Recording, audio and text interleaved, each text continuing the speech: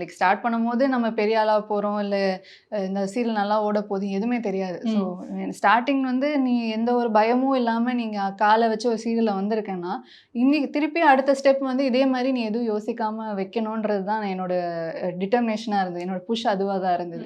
அடுத்து என்ன பண்ண பண்ண போறோம் பார்த்துக்கலாம் அப்படின்னு சொல்லி தான் குக் வித் கோமாளி போனாங்க. சமைக்கவும் தெரியாம போனது அது ஆக்சுவலா. இப்போ ஓரளவுக்கு மேனேஜபிளா சமைக்கிறது? மேனேஜ் பண்ணலாம்.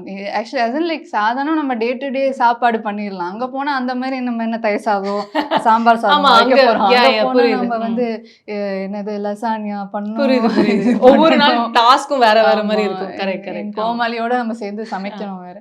ஸோ அது ஒரு பெரிய எக்ஸ்பீரியன்ஸ். அது வந்து ஸோ அதுதான் எனக்கு ஆக்சுவலாக மேஜர் புஷிங் ஃபேக்டராக இருந்தது. நான் இப்போ மோஸ்ட் ஆஃப் த டைம் வந்து ஒரு பயம் தான் என்னை தடுத்து நிறுத்தும். அடுத்து என்ன பண்ண போகிறோன்றது அந்த பயம் தான். ஐயோ இது நம்மளுக்கு ஓடலைன்னா, இது ஃப்ளாப் ஆகிடுச்சுன்னா எல்லாம் சிரிப்பாங்களே நம்மளை பார்த்து. And being that like over எக்ஸ்போஸ்டான ஒரு பர்சனாலிட்டியாக இருக்கும்போது ஐ வாஸ் வெரி ஸ்கேர்ட். அடுத்த ஸ்டெப் வந்து நான் என்ன தப்பாக பண்ணாலும் ரொம்ப பரிகாசத்துக்கு அதிகமான ஒரு ஆளாக நான் ஆயிடுவேன்ற அந்த கொஸ்டின் யூன்றத சிரிக்கிறதுக்கு ரெடியாக இருப்பாங்க. எப்போ விழுந்தா இவங்க சிரிக்கலாம் அப்படின்றதுக்கு ரெடியாக இருந்தாங்க நிறைய பேர். அதுவே எனக்கு ரொம்ப ஒரு மேஜரான ஒரு கன்சர்னாக இருந்தது. நம்ம ஐயோ பார்த்து வைக்கணும் காலை அப்படின்னு.